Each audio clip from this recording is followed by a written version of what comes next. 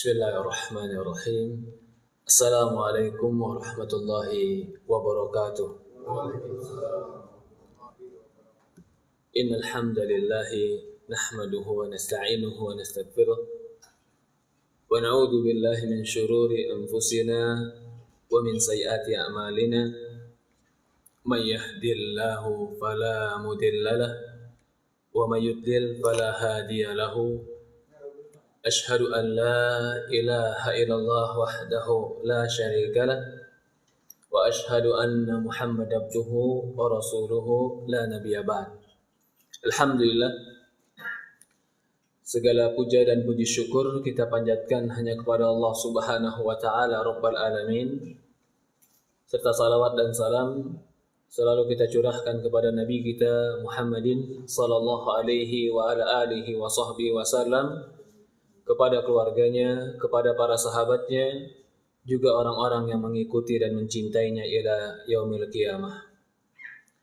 Pertama-tama saya ucapkan jazakumullah khairan, terima kasih banyak, semoga Allah membalas segala kebaikan kepada bapak-bapak, ibu-ibu, ikhwan dan akhwat yang dimuliakan dan dirahmati oleh Allah Subhanahu wa taala, terutama kepada DKM Masjid, juga kepada teman-teman panitia. Semoga Allah Subhanahu wa taala jadikan perkumpulan ini diberkahi oleh Allah Subhanahu wa taala. Alhamdulillah, ikhwanu fiddin wa akhwatu fillah, teman-teman yang dimuliakan dan dirahmati oleh Allah Subhanahu wa taala. Ini sebuah kenikmatan dari Allah kepada kita ketika Allah Subhanahu wa taala memudahkan kita berkumpul di masjid Allah Subhanahu wa taala.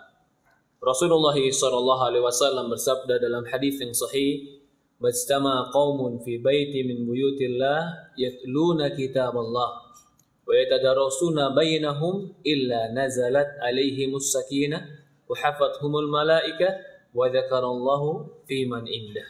Kata Rasulullah sallallahu alaihi wasallam, tidaklah satu kaum berkumpul di masjid atau di rumah-rumah Allah Subhanahu wa taala yatluna kitaballah. Mereka belajar tentang kitab Allah. Yatadarasuna bainahum, saling mempelajari di antara mereka. Illa nazalat alaihimus sakinah, kecuali Allah akan turunkan bagi mereka sakinah, ketenangan. Malaikat akan menaungi mereka. Wa dzakarallahu fi man indah, Allah akan sebut nama-nama mereka di sisi para malaikat. Jadi orang yang hadir di majelis ilmu, kalau dia hadir karena Allah, namanya disebutkan oleh Allah di sisi para malaikat. Rasulullah SAW banyak menyebutkan keutamaan bagi kita belajar ilmu agama. Dan ini nikmat yang terbesar. Nikmat yang terbesar yang Allah berikan kepada kita adalah ketika Allah pahamkan kita agama. Karena tidak semua orang Allah berikan pemahaman agama. Kenyang, semua orang Allah berikan kenyang. Pasangan, istri, suami, hampir bahkan hewan Allah kasih pasangan. Tapi ilmu tidak Allah kasih kecuali kepada orang-orang yang Allah cintai. Maka dalam sebuah hadis Rasulullah SAW mengatakan, "Man yuridillahu bi khairan yufaqihu fid din." Kata Rasulullah SAW, barang siapa yang Allah inginkan bagi dia khairan, kebaikan. Ini kalau dalam konteks bahasa Arab ada kalimat man, itu siapa saja. Lalu ada kalimat khairan pakai tanwin, berarti maknanya kebaikannya umum untuk siapa saja, kapan saja, dan di mana saja. Siapa mereka yang diberikan kebaikan yang umum ini? Artinya bisa jadi kebaikan dunia, bisa jadi kebaikan akhirat, bisa jadi kebaikan agama, bisa jadi kebaikan kehidupan, keluarga. Siapa mereka? Man yuridillahu bi khairan. Orang yang Allah inginkan bagi mereka kebaikan, yufaqihu fid din. Allah fakihkan dan Allah pahamkan dia tentang ilmu agama. Ya, Allah musta'an. Ya, silakan Pak. Masya Allah, jazakallah khair.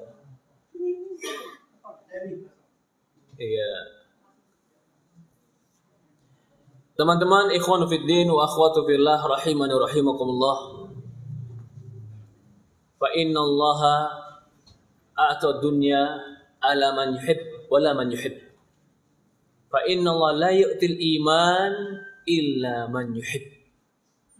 Kata Rasulullah SAW dalam sebuah hadis, sesungguhnya Allah memberikan dunia kepada orang yang Allah cintai dan orang yang Allah tidak cintai. Allah kasih ke siapa saja. Allah kasih dunia kepada Fir'aun yang mengatakan ana rabbukumul a'la. Allah kasih dunia kepada Qarun yang mengatakan inna ma utitu ala ilmi indi. Aku dapat hartaku ini karena ilmuku dan usahaku. Allah kasih dunia kepada mereka.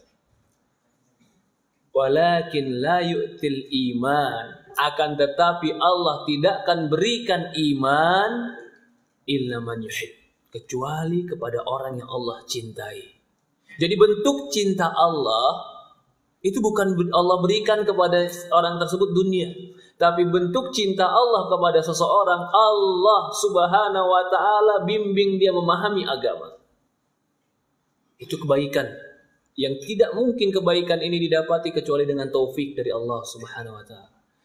Ikhwanu fid din wa akhwatu fillah, maka sadari nikmat ini.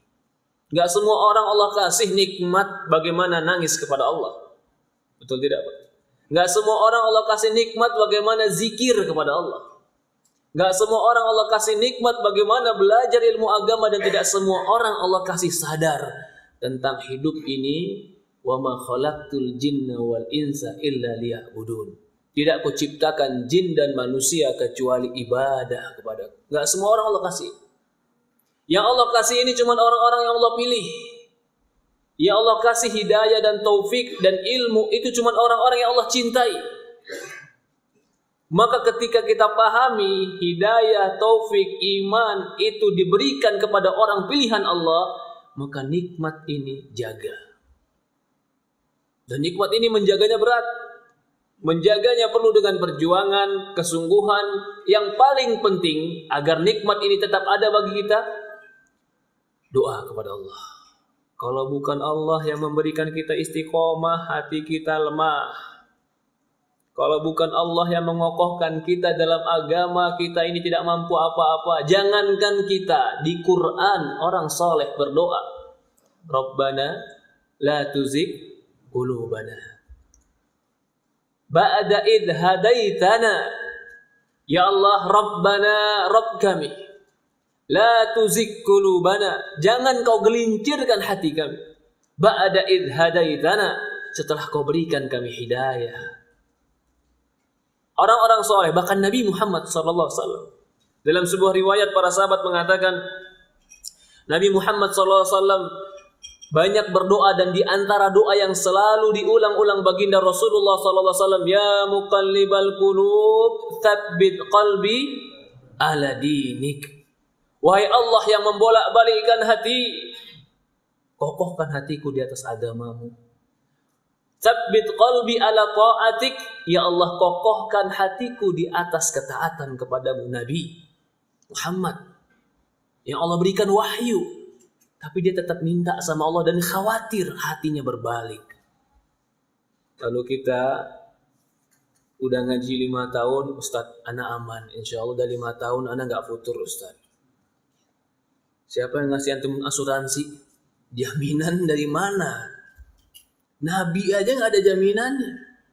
Bahkan orang-orang yang sebelum kita bisa jadi sepanjang hidupnya beramal soleh, hatta ma yakunu bainahu wa bainal jannah ila dira, seolah-olah dia beramal soleh sampai antara dia dan surga tinggal 1 hasta.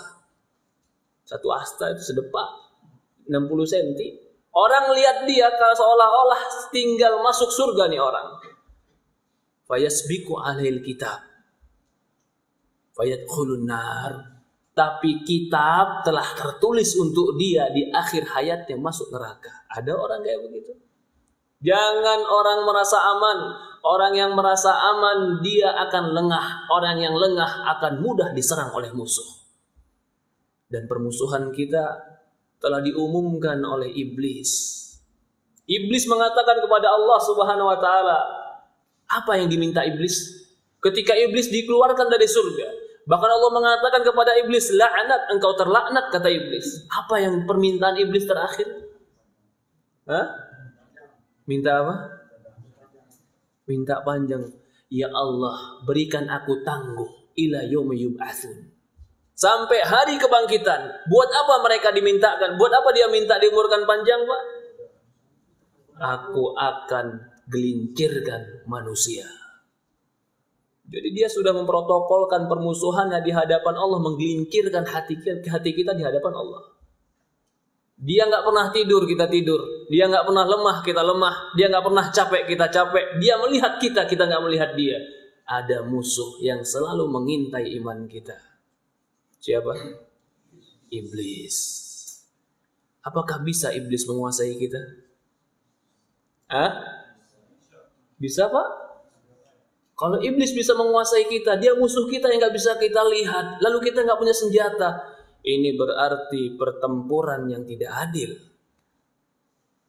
Iblis nggak bisa menguasai kita, tapi iblis bisa mempengaruhi kita.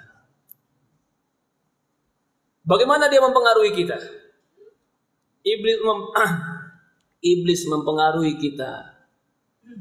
Dia tidak mempengaruhi tangan kita. Dia tidak akan mempengaruhi kaki kita. Dia tidak akan mempengaruhi telinga kita. Tidak. Dia akan biarkan kaki kita, tangan kita, semuanya dia akan biarkan. Tapi dia akan berusaha masuk ke dalam hati kita. Karena hatilah tempat komando perintah. Kalau kata hati, ingin, mau, suka, maka otak akan berpikir agar hati terpenuhi keinginannya. Ketika otak terpikirkan gara-gara keinginan raja si hati, maka otak akan mengatur strategi supaya tangan dan kaki melakukan. Maka asalnya musuh kita akan menguasai hati kita. Saya contohkan. Iblis tidak akan pernah mengatur tangan kita. Untuk tiba-tiba katakan tangan ini minum. Tidak. Kecuali orang kesurupan. Ketika orang kesurupan dia minum yang kotor, dia minum yang haram, tidak terhitung dosa. Karena akalnya hilang. Dan iblis gak mau itu. Dia mau kita melakukan dosa dalam keadaan sadar. Bagaimana cara iblis supaya tangan kita melakukan dosa? Apakah dia memaksa tangan kita? Tidak. Dia bisikkan ke hati kita. Dia indahkan ke hati kita. Dia hiasi ke hati kita. Lalu hati mengatakan, betul, itu indah. Betul, itu bagus. Betul, itu saya suka. Ketika hati sudah suka, apa yang terjadi, Pak? Akal berpikir. Maka dari itu, jaga hati kita dari iblis. Bagaimana, Ustaz? Menjaga hati dari iblis ini gimana? Iblis gak bakalan pernah tahu apa yang ada di dalam hati kita, Pak. Gak bakalan pernah tahu. Jin tidak akan pernah tahu apa yang ada dalam hati kita. Tapi dia bisa tahu dari gerak-gerik dan wajah kita. Oh, ini si fulan. Gerak-geriknya, gayanya, tampangnya, digoda yang ini dia suka. Tahu. Oh, si fulan, dari kebiasaannya, kesukaannya, dari ini dia suka. Pintu itu semua. Pintu semua agar iblis bisa menguasai hati. Ketika hati sudah dikuasainya, maka perintah ada di sana. Ketika hati sudah memerintahkan, maka tangan akan melakukan, kaki akan bergerak, dan kepala akan berpikir. Maka terjadilah. Itulah Rasulullah katakan, inna fil jasadi mudghah. Sesungguhnya di dalam hati ada segumpal darah. Segumpal darah. Idza saluhat jasadu kullu. Wa idza fasadat jasadu kullu. Ala wahiya qalb. Kata Rasulullah SAW, sesungguhnya di dalam hati ada segumpal darah. Kalau dia baik, maka baik seluruh badan. Kalau dia jelek, jelek seluruh badan. Ala huwa ya qalb. Itulah hati. Contoh. Apakah hati saya tahu bahwasannya ini air putih? Hati nggak pernah tahu. Tapi hati terkadang pingin minum. Karena laporan dari tenggorokan haus. Apakah tenggorokan pernah tahu bahwasannya yang menghilangkan dahaganya adalah air? Tidak. Tenggorokan nggak pernah tahu. Yang pernah tahu adalah akal. Apakah hati pernah bisa membedakan yang mana air, yang mana gelas? Tidak tahu. Yang membedakan mata. Artinya, Ketika mata mengabar, ketika tenggorokan mengatakan, aku kering. Mata mengabarkan, ini ada air. Hati berpikir, air harus kau ambil. Sehingga tangan bergerak, ambillah air. Karena tenggorokanmu ingin minum. Siapa yang memerintahkan tangan? Hati yang memiliki keinginan. Hati dari mana tahu bahwasan ini air? Dari mata. Maka sumber kehancuran adalah mata. Coba saja. Apa pernah hati tahu perempuan cantik sama perempuan jelek, Pak? Tahu nggak? Yang tahu cantik jelek mata atau hati? Mata. Yang tahu bagus, suara jelek, hati atau telinga? Telinga. Hati itu nggak tahu kecuali setelah dikabarkan oleh telinga, oleh mata, panca indera. Maka orang yang mau menjaga hatinya, jaga panca indera. Dari itu Allah berfirman dalam Quran, Inna sam'a wal basar wal fuad kullu ulaika anhu mas'ula. Perhatikan kata Allah. Sesungguhnya sama' pendengaran, wal basar penglihatan, wal fuad dan hati semua akan ditanya. Kenapa Allah akhirkan hati, Allah dahulukan pendengaran dan Allah dahulukan mata? Karena hati itu tidak akan pernah terisi kecuali melalui pendengaran dan mata. Hati itu cuma bejana yang menampung informasi. Alat informasinya mata, alat informasinya telinga.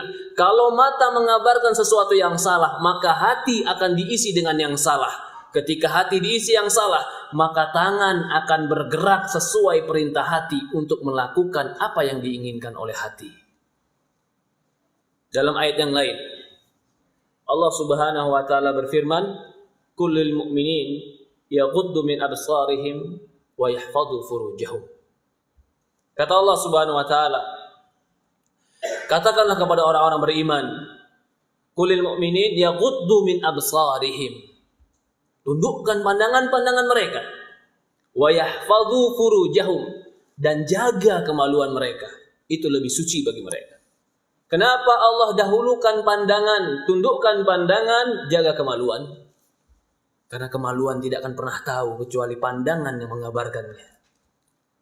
Pandangan tidak akan pernah punya nafsu kecuali hati yang menginginkannya. Hati dia tidak akan pernah mengerti kecuali dia memerintahkan kemaluan untuk melakukannya. Maka semuanya ada pada hati. Orang mau minum, Pak. Orang mau mabuk, orang mau judi, orang mau zina, itu pasti asalnya dari mata dan telinga. Maka orang-orang yang tidak bisa menjaga pandangan dan menjaga mata, bisa dipastikan gak bisa menjaga hati. Orang-orang yang gak bisa menjaga hati, bisa dipastikan gak bisa menjaga amal. Orang-orang yang gak bisa menjaga amal, bisa kemungkinan dia celaka. Inna fil jasadi mudghah. Ini kata Rasulullah, sesungguhnya dalam tubuh itu ada segumpal darah. Idza saluhat jasadu kullu. Jika segumpal darah ini baik, maka akan baik seluruh badan. Jika segumpal darah ini jelek, maka akan jelek seluruh badan. Karena segumpal darah ini menjadi komando untuk memerintahkan seluruh anggota badan. Maka itu para ulama mengatakan antara hati dan akal terkadang menjadi satu. Karena akal dan hati itulah tempat perintah. Dan iblis, syaitan berusaha menguasai akal kita. Kalau begitu, kita pahami ini. Ketika kita pahami, kalau begitu, jika iblis ingin merusak seseorang, dari manakah dan apakah yang harus dia masukkan dahulu? Cara berpikir. Yang indah, yang jelek dia jadikan indah. Yang haram dia jadikan halal. Yang tidak boleh dia jadikan boleh. Yang jelek dia hiasi menjadi bagus. Agar mata tertipu, telinga tertipu, hati menginginkannya. Maka itu iblis mengatakan, la ughwiyannahum ajmain. Dalam ayat yang lain Allah mengatakan, la uzayyina lahum fil ard. Aku akan hiasi, perindah. Uzayyin, perindah. Siapa yang berjanji di depan Allah akan memperindah ini semua? Iblis. Iblis berjanji di depan Allah akan memperindah ini semua. Supaya apa? Supaya mata tertipu, telinga tertipu, akhirnya hati menginginkan dan hati tertipu. Begitu hati tertipu, dia melakukan apa yang dia inginkan seolah-olah indah, padahal menghancurkan dia. Sampai Allah katakan, wa gharrathumul hayatud dunya. Mereka tertipu dengan dunia. Kenapa tertipu? Karena yang jelek mereka anggap indah, yang benar atau yang salah mereka anggap benar, yang sesat mereka anggap hidayah dan taufik. Jadi jurus syaitan adalah penipuan. Bagaimana supaya kita tidak tertipu? Ya tidak, Pak. Jenis syaitan penipuan tidak. Semua jurus syaitan itu penipuan. Dia menipu mata kita, dia menipu telinga kita, dia menipu informasi yang masuk ke dalam akal kita sehingga kita salah menilai.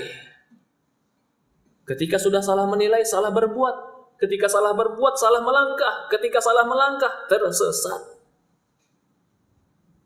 Lalu bagaimana caranya? Supaya setan tidak bisa menipu kita. Disebutkan oleh Imam Ibnu Qayyim. Ya, nanti kita akan bahas itu semua. Tapi saya mengambil pembahasan ini dari kitab Ighatsatul Lahfan. Karya Imam Ibnu Qayyim rahimahullah ta'ala. Pertama, kita masuk, Imam Ibnu Qayyim rahimahullah ta'ala mengatakan bahwasannya Allah menggambarkan di dalam Quran hidup, hati itu ada yang hidup. Juga hati itu ada yang mati. Sesuatu yang hidup dan sesuatu yang mati, maka kata Ibnu Qayyim akan ada pula sesuatu yang tidak hidup atau dia hidup tapi hampir mati. Maka Ibnu Qayyim menyebutkan jiwa atau hati manusia itu terbagi menjadi 3 kelompok. Hati manusia terbagi menjadi 3 kelompok. Hati yang pertama adalah qalbun salim, hati yang salim, selamat. Selamat dari jerat-jerat syaitan, selamat dari tipu-tipuan syaitan, selamat dari pembohongan-pembohongan syaitan, sehingga dia bisa melihat yang benar itu benar, yang salah itu salah, yang baik itu baik, yang jelek itu jelek. Ini hati yang selamat, selamat daripada tipu daya syaitan. Allah berfirman di dalam Al-Quran, di surat Asy-Syura ayat 88 dan 89. Kata Allah Subhanahu wa ta'ala, yauma la yanfa'u malu wa la banun illa man atallaha biqalbin salim. Di hari itu la yanfa' mal, tidak akan bermanfaat harta, wala banun, dan tidak akan bermanfaat banun, keturunan, illa man atallaha biqalbin salim, kecuali orang yang datang kepada Allah dengan hati yang selamat. Selamat dari apa? Siapakah hati yang selamat? Dan bagaimanakah hati yang selamat? Kata Ibnu Qayyim, hati yang selamat adalah hati yang selamat dari penghambaan kepada selain Allah, dari kesyirikan, dari apapun bentuk-bentuk yang memalingkan dia dari Allah, sehingga dia menghambakan diri kepada Allah. Kalau sudah dia tahu tujuannya Allah, perhatikan ini hati yang selamat. Bagaimana hati selamat? Dia tahu tujuan dia Allah. Maka keinginannya, cintanya, harapannya, taubatnya, takutnya, semua dia kembalikan kepada Allah. Karena dia tahu tujuan dia Allah.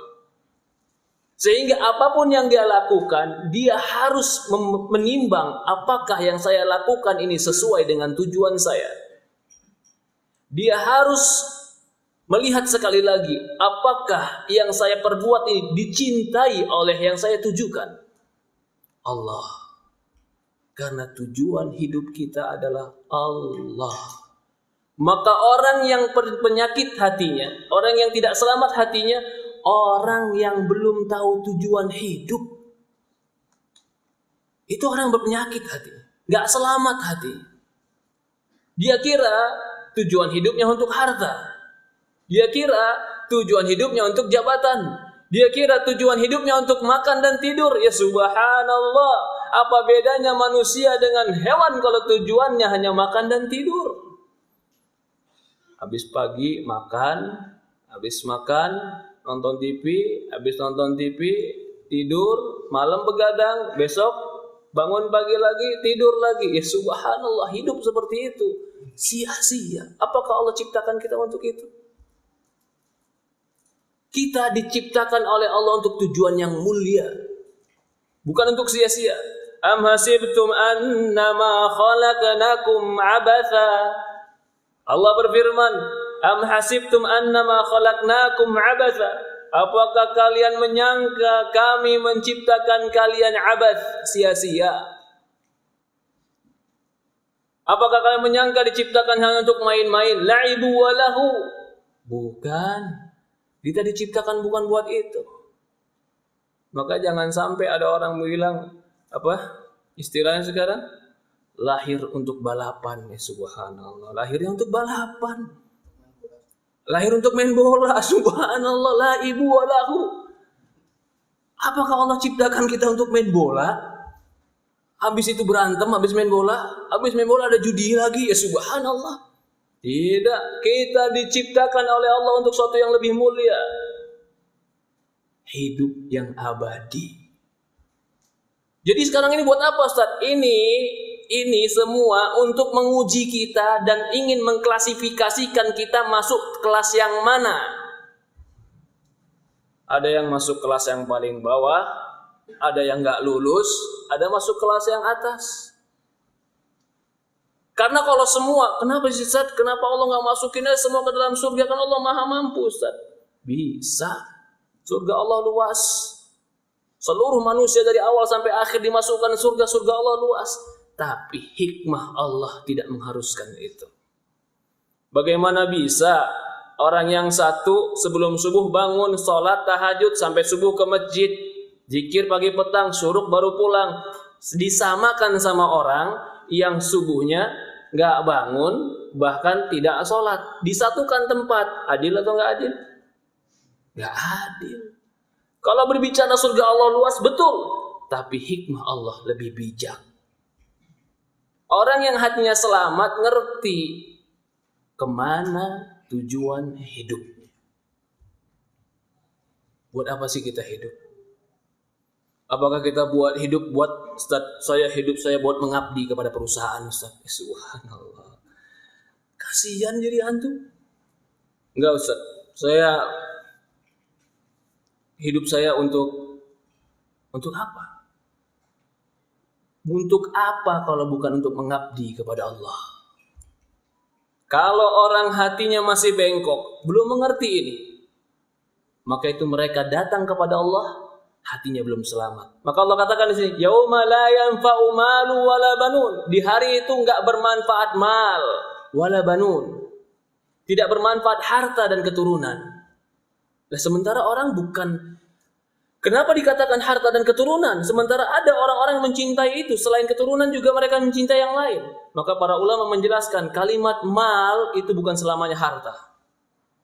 Tapi apapun yang mencondongkan, menyebabkan orang menyukainya itu namanya mal. Ada orang karena harta, ada orang karena jabatan, ada orang karena pujian, ada orang karena kedudukan, ada orang karena keturunan dan pengikut. Semua itu tidak bermanfaat kata Allah. Illa man atallaha biqalbin salim. Kecuali yang datang kepada Allah dengan hati yang selamat. Ini hati yang selamat. Maka Ibnu Qayyim mengatakan, orang yang tahu tujuannya Allah, kenapa harus tahu tujuan Allah dulu ini Ustaz? Kenapa orang kalau mau selamat hatinya harus tahu tujuan hidupnya dulu? Karena di dalam hatimu itu terletak apa yang kau inginkan. Di mana terletak keinginan, Pak? Terletak keinginan di hati. Ketika keinginan tumbuh, maka akan tumbuh perbuatan. Perbuatan tumbuh, akan tumbuh amalan. Agar keinginanmu baik, maka cita-citamu diperbaiki dulu. Kalau cita-citanya Allah, maka segala perbuatannya dia inginkan selalu menuju Allah.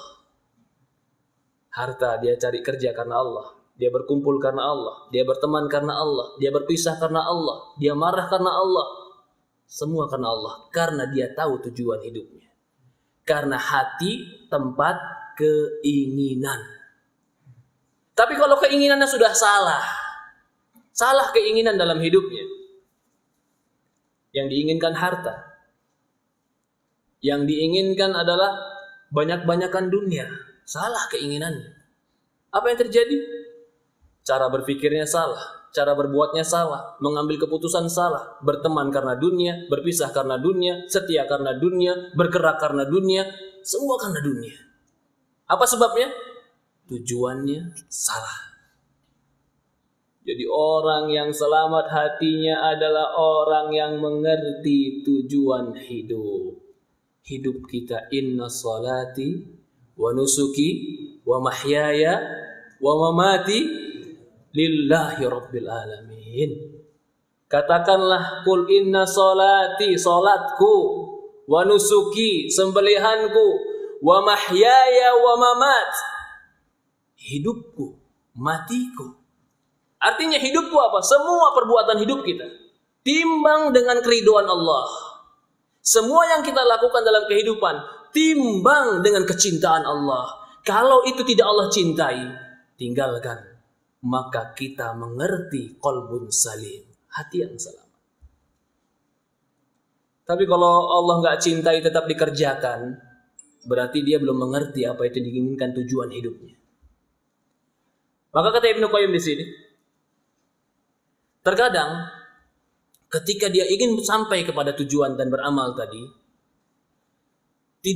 bukan hanya yang dibutuhkan adalah ketaatan dan kepatuhan tadi, tapi ucapan dan perbuatannya harus dia tanya. Orang yang tujuannya Allah, orang yang hatinya mau selamat menuju Allah, setiap ucapan dan perbuatannya harus ada 2 pertanyaan dalam diri dia. Yang pertama, 5, kenapa saya lakukan? Yang kedua, kaifa, bagaimana saya lakukan? Kita minum air putih, bismillah. Sebelum minum tanya, kenapa saya minum? Kalau kita bilang saya minum karena sekadar haus, engkau hanya mendapatkan hilang dahagamu. Tapi kalau saya minum, bismillah, karena Allah, dapat pahala, dapat ibadah, dan hilang haus. Maka semua perbuatan, kata Ibnu Qayyim, orang yang menuju Allah jangan lupa menanyakan 2 perkara ini dalam amalannya. 5, wa kaifa, kenapa kau lakukan dan bagaimana kau lakukan. Kenapa kau berbuat baik? Kenapa kau sholat? Kenapa kau tinggalkan yang haram? Kenapa kau mendekatkan diri kepada Allah? Kenapa kau ramah dengan tetanggamu? Kenapa kau gunakan sendalmu dengan kaki kanan? Kenapa kau buka pakaianmu dengan yang kiri? Pertanyaannya, kenapa kau berbuat? Pertanyaan kenapa ini, maka akan lahir dalam diri adalah ikhlas. Semua karena Allah. Semua karena Allah, itulah keikhlasan. Maka pertanyaan kenapa kau lakukan harus punya jawaban. Semua karena Allah. Kenapa kita kerja, Pak? Hah? Kenapa kita kerja, Pak? Iya, nggak kerja nggak dapat duit, Ustaz. Iya. Cuman sampai di situ? Bukan. Karena Allah. Oke, kita bilang kerja karena Allah. Tiba-tiba dalam kerjaan dikasih 2 pilihan, Pak. Yang halal sedikit, yang haram banyak. Hah? Beli yang halal banyak. Masya Allah, pintar, bagus. Tapi nggak ada pilihan. Yang ada cuma yang halal sedikit, yang haram banyak. Tiba-tiba syaitan bilang, udahlah ambil aja yang haram, nanti kasih anak yatim sebagian, bagi-bagi. Kalau kita udah kasih anak yatim kan Allah maha penerima taubat. Pikir di kepala, iya juga ya. Subhat kan? Informasi yang salah masuk, ya tidak. Bagaimana cara mengkatnya supaya informasi nggak salah masuk? Ilmu yang benar itulah ilmu agama. Maka majelis taklim salah satu cara memotong supaya informasi dari syaitan nggak masuk. Nanti kita akan bahas 2 pintu syaitan yang paling besar yang menyebabkan seorang itu tergelincir. Tapi kita sekarang membahas hati yang selamat. Yang pertama adalah menuju Allah. Semua perbuatannya harus dia tanya kemana arahnya.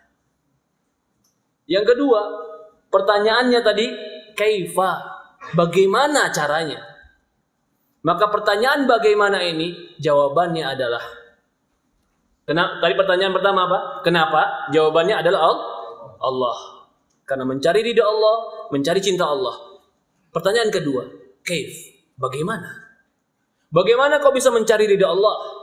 Bagaimana kau bisa menuju Allah? Bagaimana kau yakin jalanmu ini mengantar dirimu kepada Allah? Bagaimana? Jawabannya, ikuti Rasulullah sallallahu alaihi wasallam. Jadi 2 pertanyaan ini, 2 jawabannya. Yang pertama ikhlas, yang kedua mutabaah, ikuti Rasulullah sallallahu alaihi wasallam. Bagaimana caranya supaya saya bisa menuju Allah? Bagaimana caranya supaya saya bisa mendapatkan ridha Allah? Bagaimana caranya supaya Allah mencintai saya?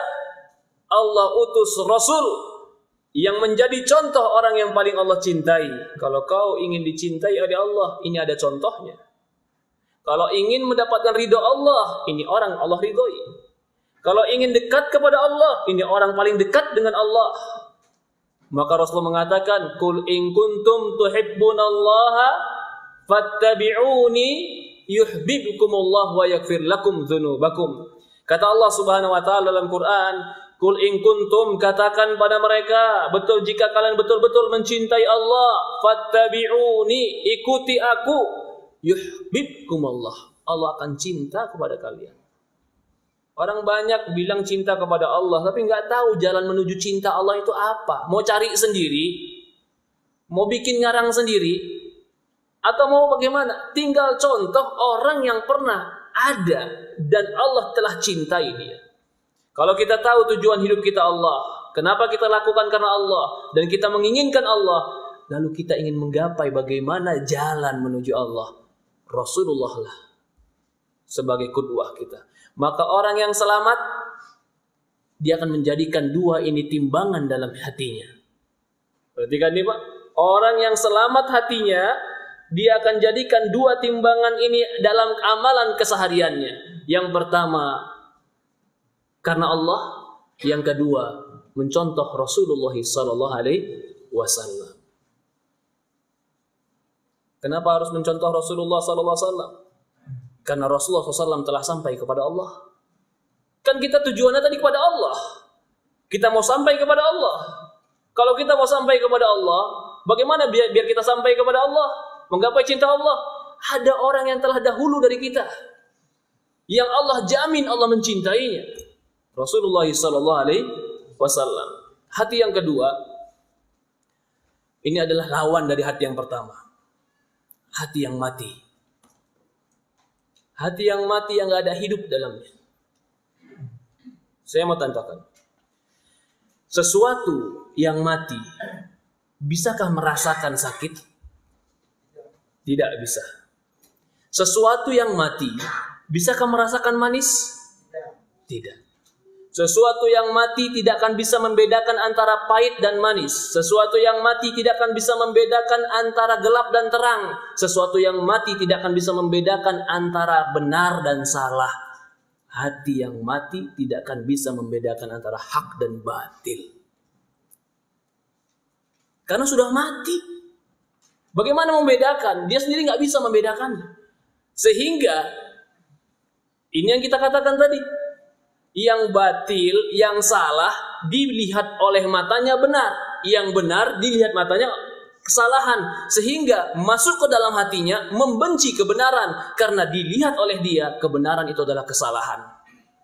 Informasi yang salah masuk ke dalam hatinya menyebabkan dia membenci kebenaran tadi. Apa sebab faktornya? Hatinya mati. Kenapa hatinya mati? Karena hatinya tidak pernah tunduk kepada penciptanya. Karena hatinya nggak pernah menuju kepada yang telah memberikan dia kehidupan. Yang memberikan kehidupan Allah, tapi dia menjauh dari Allah. Maka berkata Ibnu Qayyim dalam kitab yang lain, dalam kitab Al-Fawaid, jika hati itu diletakkan di dalamnya cinta kepada Allah, maka hati tadi akan terang, tinggi, mulia, dan hidup. Sebagaimana sebuah tempat, jika tempat itu ada Allah, maka tempat itu akan menjadi tinggi, mulia, dan hidup, yaitu arsy Allah. Di bawah arsy Allah ada surga. Surga ada tempat yang kehidupan yang paling tinggi dan kehidupan yang paling nikmat. Kenapa surga Firdaus paling tinggi? Karena dia semakin mendekat kepada arsy Allah. Kenapa semakin mendekat kepada arsy Allah semakin nikmat? Karena Allah yang telah menciptakan kenikmatan. Begitupun hati manusia. Jika hatinya diisi dengan Allah, cinta karena Allah, berbuat karena Allah, beribadah karena Allah, meninggalkan maksiat karena Allah, maka Allah akan hidupkan hatinya dengan cahaya keimanan. Kalau hatinya hidup bisa merasakan yang namanya sempit, bisa merasakan namanya lapang. Yang hidup bisa merasakan yang namanya manis, bisa merasakan rasa pahit. Yang hidup itu bisa merasakan yang benar yang mana, yang salah yang mana. Karena dia telah hidup. Jadi jangan heran kalau ada orang yang hatinya nggak tahu yang benar itu yang salah yang mana, nggak tahu. Kalau dikasih tahu yang benar, tetap saja dia mengutamakan yang salah. Fi qulubihim marad, kata Allah. Di dalam hati mereka ada penyakit. Kenapa dalam hati mereka ada penyakit? Karena hatinya tidak menuju kepada yang menciptakannya. Dia menghamba bukan kepada yang menciptakannya. Kemana dia menghambakan dirinya? Dia menghambakan dirinya kepada dunia. Dia menghambakan dirinya kepada harta. Dia menghambakan dirinya kepada jabatan. Sebagian orang menghambakan dirinya kepada selain Allah. Sehingga hatinya mati. Yang ketiga. Hati yang ketiga adalah hati yang ada iman. Ada kehidupan. Tapi hati ini terkadang terkontaminasi dengan maksiat. Sehingga iman tadi yang harusnya bersinar, yang harusnya menguat, yang harusnya baik, redup dikarenakan maksiat yang dia lakukan. Kalau dibilang hatinya hidup, hidup. Tapi ada penyakit dalam hatinya. Penyakit apa? Penyakit maksiat. Sehingga kehidupannya nggak sempurna. Sama seperti orang hidup. Tapi hidup penuh dengan penyakit. Akan tidak sempurna hidupnya. Dia hidup. Tapi hidupnya mungkin butuh bantuan pernapasan. Dia hidup, tapi mungkin hidupnya butuh bantuan transfusi darah. Hidup, tapi nggak sempurna hidupnya. Ini orang yang ketiga. Hidup hatinya, ada iman, ada. Kenal Allah, kenal. Tapi ada penyakit. Akibatnya apa? Kalau hatinya hidup, tapi ada penyakitnya, maka seperti badan yang ada penyakit, tidak akan bisa maksimal untuk memanfaatkan badannya. Ketika badan punya penyakit kanker, bisakah dia berjalan jauh? Gak bisa. Ketika badan di paru-paru punya penyakit paru-paru, bisakah dia berlari yang kencang? Gak bisa. Ketika imannya ada, tapi ada penyakit-penyakit maksiat yang dia lakukan. Bisakah dia sholat malam? Gak bisa. Bisakah dia menangis karena Allah? Gak bisa. Bisakah dia berjuang di jalan agama Allah? Gak bisa. Berat. Bahkan sebagian mereka berat bagi mereka untuk sholat subuh. Tapi kalau untuk suruh nonton Piala Dunia, siap.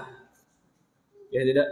Suruh sholat subuh, berat. Gak mungkin bangun. Tapi kalau untuk bangun nonton film jam 2 malam Piala Dunia, siap. Kenapa ketika ibadah berat, tapi ketika tidak ibadah tidak berat? Apakah di hatinya ada iman, ada hidup? Hidup ada. Tapi ternyata kata para Imam Ibnu Qayyim mengatakan, hidupnya ada dipenuhi dengan kemaksiatan sehingga meredupkan iman dalam hatinya. Ini tiga jenis hati manusia. Ada hati yang hidup, yang betul-betul hidup, maka hati tadi bisa bekerja dengan sebagaimana benarnya. Ada hati yang mati, yang tidak berfungsi, kecuali akan merusak. Yang ketiga, hati yang hidup, tapi hidupnya dihalangi dengan penyakit-penyakit maksiat, sehingga kehidupannya tidak bisa maksimal dalam melakukan kebaikan. Ini disebutkan di dalam Quran. 3 golongan hati ini disebutkan, atau 3 pembagian hati ini disebutkan dalam surat Al-Hajj ayat 52-54. Allah berfirman, "Wa ma arsalna min qablika min rasulin wala nabiyyin illa idza tamanna alqa syaitan fi umniyatihi." Tidaklah kami utus sebelum kau seorang rasul dan tidak juga seorang nabi, kecuali jika mereka menginginkan sesuatu, tamanna, beringin, punya niat baik, alqa syaitan nyusup kepada dalam hati mereka. Padahal nabi ini, tidak kami utus seorang nabi sebelum engkau dan tidak seorang rasul, ketika mereka menginginkan sebuah keinginan, alqa syaitanu fi umniyatih, syaitan melemparkan ke dalam angan-angan mereka, masuk syaitan ke dalam diri mereka, artinya ke angan-angan mereka. Fayansakhullahu ma yulqi syaitan, tapi Allah yang menghapus. Jadi kalau hati kita terkadang juga terbetik, terbisik melakukan maksiat, itu manusia berarti kita. Nabi saja Allah katakan ada.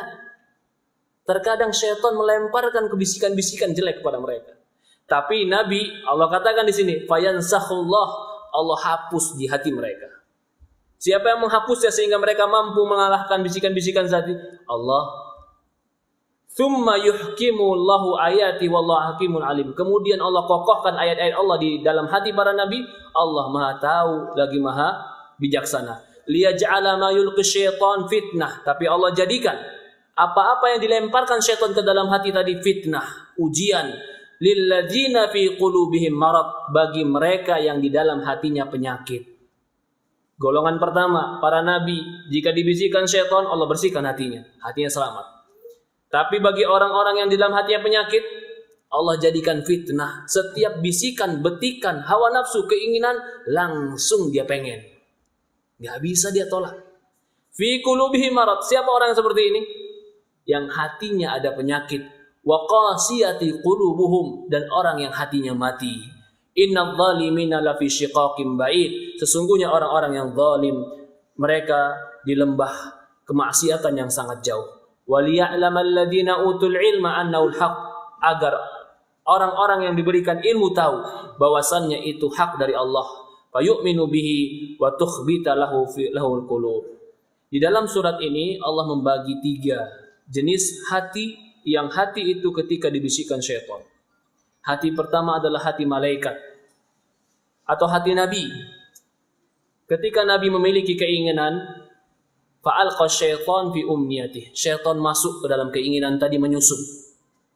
Tapi Allah fayansakhullah, Allah hapuskan dari keinginan hati mereka sehingga mereka bersih. Adapun orang-orang yang di dalam hati yang penyakit, liyaj'ala ma yulqa syaitan fitnah, Allah jadikan apa-apa yang dilemparkan syaitan ke dalam hati mereka sebagai ujian.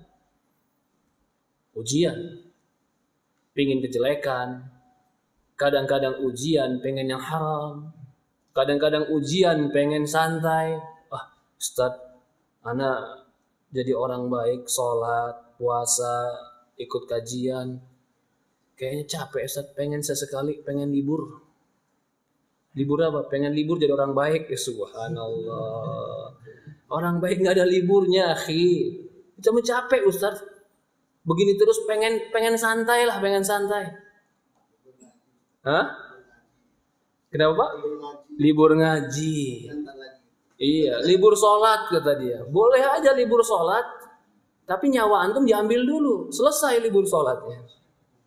Karena kita megang agama ini enggak, isbiru kata Rasulullah. Sabar kalian hatta talqauni alal haud. Sabar kalian memegang agama ini kata Rasulullah sampai ketemu Rasulullah di telaga. Jadi kalau belum ketemu Rasulullah di telaga, sabar. Jangan kita berpikir, oh Ustaz, kalau gitu nanti kalau saya udah enggak ngaji lagi, saya libur, saya enggak sholat lagi, enggak capek. Enggak, kamu akan capek. Kalau bukan capek buat ketaatan, capek buat maksiat. Nggak ada lagi hidup yang nggak capek. Nggak ada. Orang tidur 24 jam aja capek. Betul tidak? Maka orang yang mengatakan dia ingin libur dari kesolehan dan kebaikan dan berusaha baik, dia rasa dia tidak akan capek, itu tipuan syaitan. Dan itu ada pada manusia terkadang. Dibisikkan syaitan. Udahlah, antum udah bagus ini. Kalau antum meninggal hari ini, malaikat langsung masukin antum ke surga. Subhanallah. Gangguan. Hah? Langsung diutus burung, malaikat langsung bawa. Subhanallah. Padahal kalau sholat masbuk. Padahal kalau subuh selalu rakaat kedua datangnya. Iya. Padahal kalau lagi sendirian pegang HP, subhanallah. Kadang-kadang tergoda. Ya Rob. Lalu syaitan bilang, santai aja.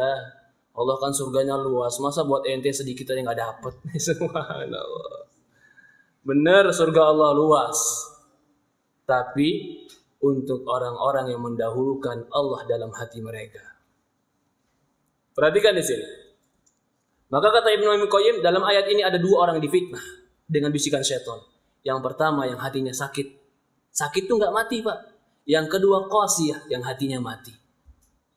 Orang sakit itu pun beraneka ragam. Lah seperti juga orang sakit dalam keimanan, aneka ragam. Ada sakit yang kronis, udah tinggal tunggu matinya aja. Ada sakitnya, sakit flu biasa. Ada sakitnya perlu dirawat. Begitupun iman dan hati manusia. Maka Allah bagi di sini. Liyuftina liya'lam Allah liyaj'ala ma yulqi syaitan fitnah lil ladina fi qulubihim marad, agar Allah jadikan apa-apa yang dibisikkan syaitan tadi ujian bagi orang yang di hatinya berpenyakit. Wa qasiyati qulubuhum, dan bagi mereka yang hatinya mati. Innadz zalimina lafi syiqaqin ba'id. Kemudian Ibnu Qayyim menyebutkan apa sih sebenarnya sakit hati yang paling bahaya? Iri, ya bagian. Hasad, bagian. Ada dua pintu yang paling besar yang menyebabkan hati menjadi sakit, yang akhirnya melahirkan penyakit-penyakit yang lain. Ada dua penyakit yang paling besar. Yang kalau kita melihat dalam Quran, penyakit ini dikumpulkan dalam beberapa ayat. Yang pertama, Allah berfirman dalam surat Al-Baqarah ayat 10. Fi qulubihim marad fazadahumullahu marada. Di dalam hati mereka ada penyakit dan Allah tambah penyakit pada mereka. Ayat ini bercerita tentang siapa? Coba lihat ayat ini. Di surat Al-Baqarah awal-awal, setelah Allah berbicara tentang orang beriman, Allah berbicara tentang orang munafik. Allah katakan orang munafik fi qulubihim marad. Di hati mereka ada penyakit. Sama seperti surat Al-Hajj ayat 53. Allah menggambarkan. Kita baca dulu ayatnya, nanti kita akan simpulkan dua penyakit itu apa. Liyaj'ala ma yulqi syaitanu fitnatan lil ladina fi qulubihim marad. Tadi ayat yang tadi kita baca Al-Hajj 53. Agar Allah jadikan apa-apa yang dilemparkan syaitan sebagai fitnah bagi orang-orang yang dalam hatinya ada penyakit. Di dalam surat Al-Ahzab ayat 32 masih menyebutkan tentang penyakit hati. Ya nisa'in nabi, wahai istri-istri Nabi, lastunna ka ahadim minan nisa. Kalian tidak seperti wanita-wanita yang lain. Ini taqaitunna, jika kalian bertakwa. Fala takhda'na bil qaul. Jangan kau takhda'na bil qaul. Jangan kau jadikan ucapanmu itu mendayu-dayu. Fayatma'al ladzi fi qulubihi marad, sehingga orang-orang yang di dalam hatinya berpenyakit tamak, ingin. Dikatakan juga hatinya sakit.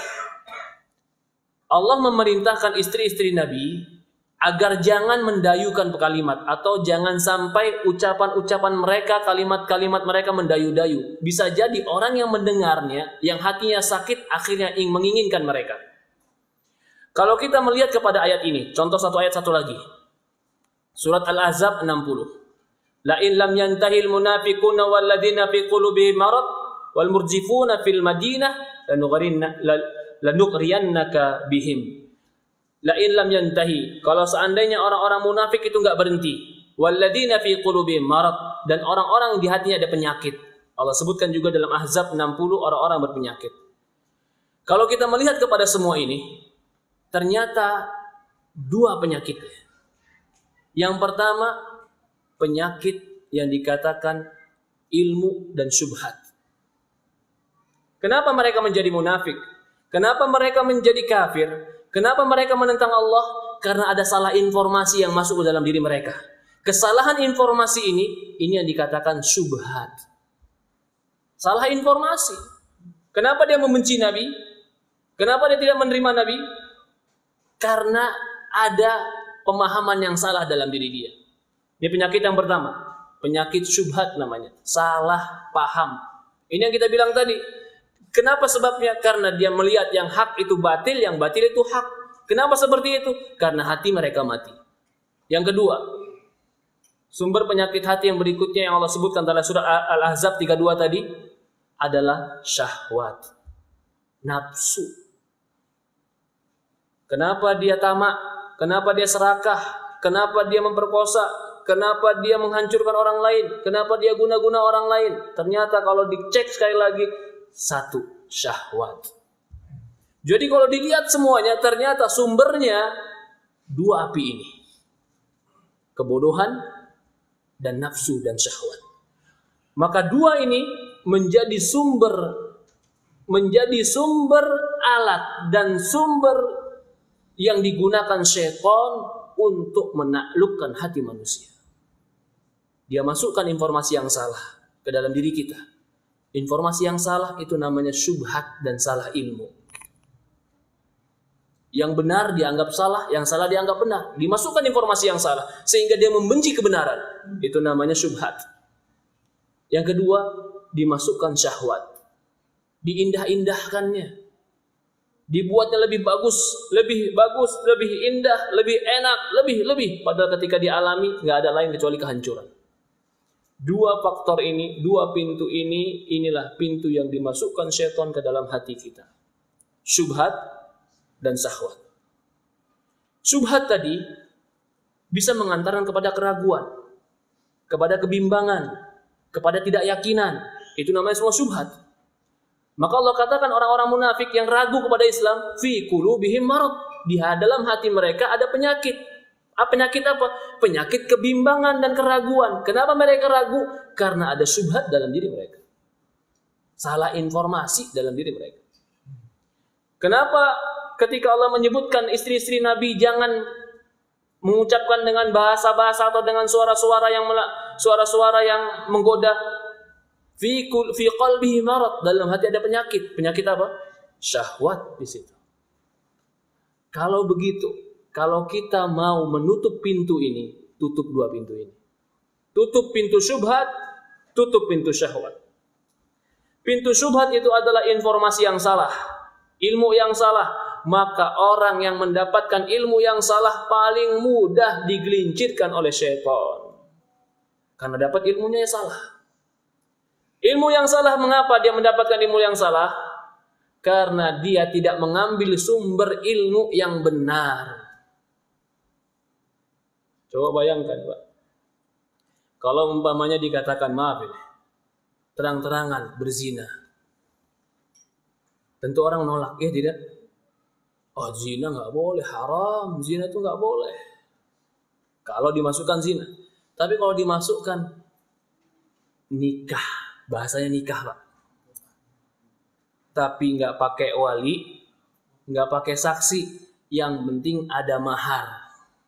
Oh, wali kan perselisihan. Lalu saksi kan diperselisihkan. Masuk subhat nih. Ya nggak? Nggak apa-apa, yang penting nikah. Ada akad. Pakai analogi lagi. Nikah kan akad kan? Akad. Ya akad boleh, perempuan tuh akad buat dirinya. Sekarang begini. Kalau perempuan beli mobil, akad tidak? Akad tidak beli mobil, Pak? Akad. Apa perlu dia beli mobil pakai wali? Enggak kan? Maka nikah juga akad, nggak perlu pakai wali. Ya. Kalau diajak zina nggak mau. Kalau dikasih subat begini, wah kayaknya subatnya enak nih, Ustaz. Itu kelompok mana, Ustaz? Pengen ikut juga kelompok itu, subhanallah. Haram, akhirnya masuk subhat. Kalau syubhat yang masuk lebih sulit daripada syahwat yang masuk. Kalau syahwat yang masuk disadarin, akhi itu zina haram. Iya tapi enak, udah itu nggak boleh. Dia tetap ngaku salah. Kenapa? Syahwat. Kalau syubhat yang masuk, akhi itu haram. Haram gimana? Itu kan haram menurut pendapat kalian. Pendapat kami nggak haram. Syubhat lebih parah daripada syahwat terkadang. Apa faktornya kenapa dia dapat syubhat? Salah ilmu, informasi yang masuk ke dalam dirinya. Maka hati-hati memasukkan informasi ke dalam hati kita. Masukkan keyakinan ke dalam diri kita nih, hati-hati.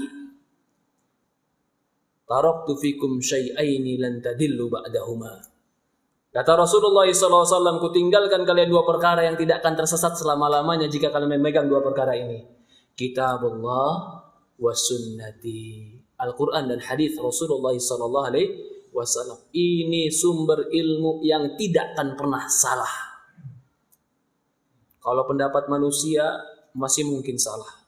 Tapi kalau pendapatnya Rasulullah tidak akan pernah salah. Apalagi Allah yang ngasih tahu, tidak akan pernah salah. Rasulullah mengatakan, la nikaha illa biwali wa syahidain.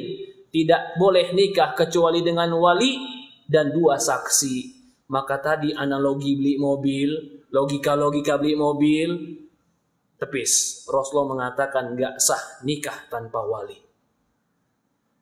Karena kalau syubhat yang masuk ke dalam diri kita, yang hak bisa dilihat batil, yang batil bisa dilihat hak, yang benar bisa dilihat salah, yang salah bisa dilihat benar.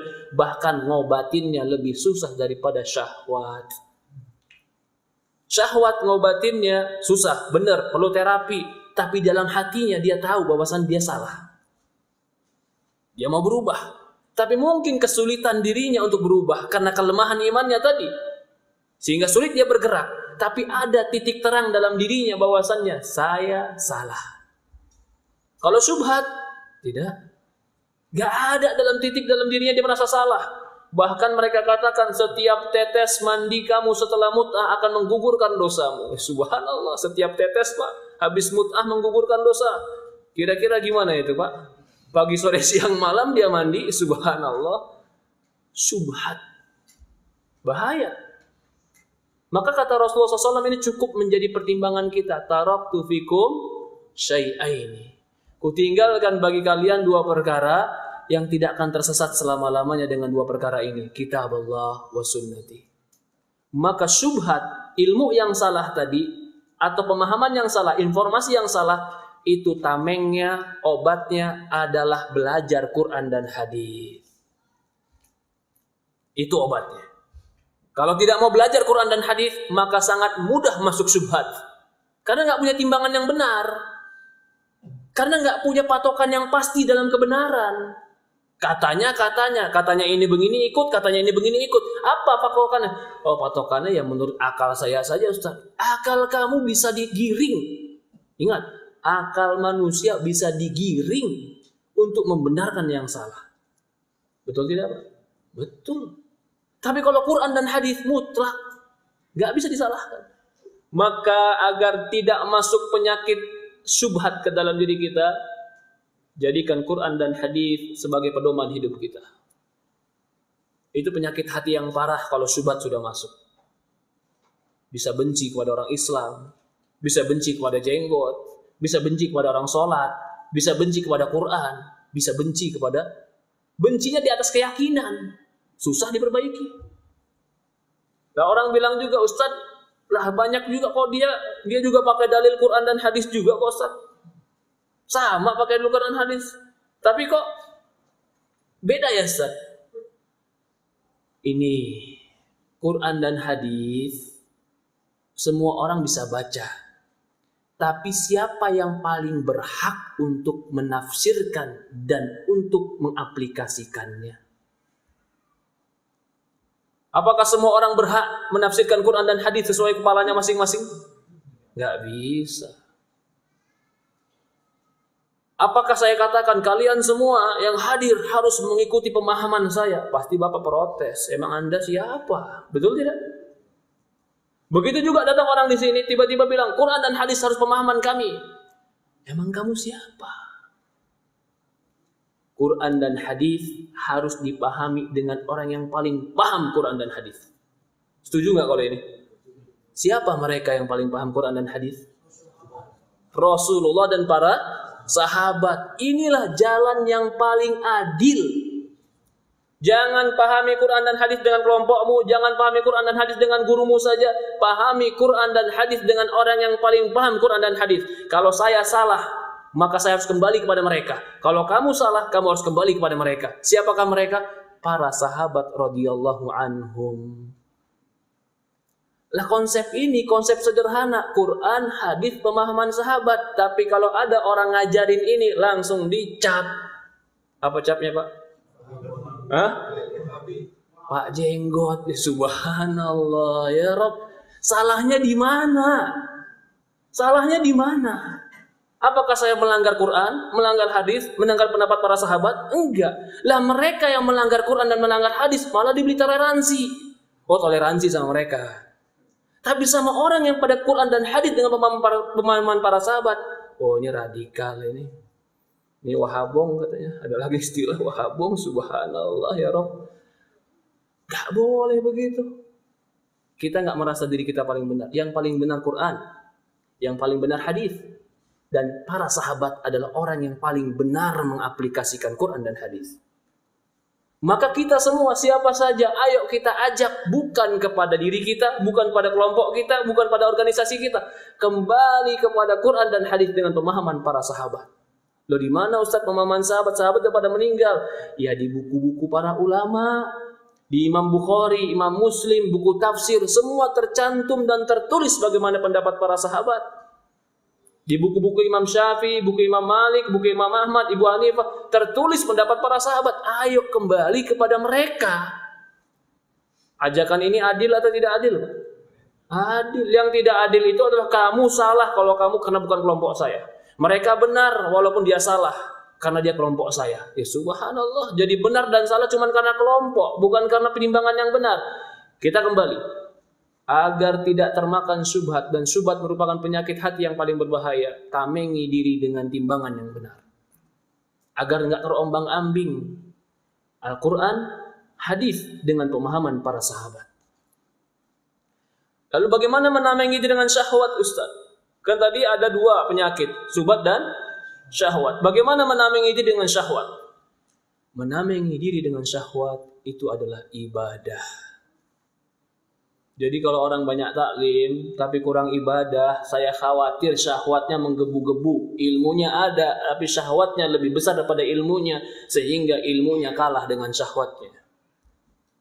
Harus dia kontrol dirinya dengan ibadah. Rasulullah mengatakan dalam sebuah hadis, kata Rasulullah SAW,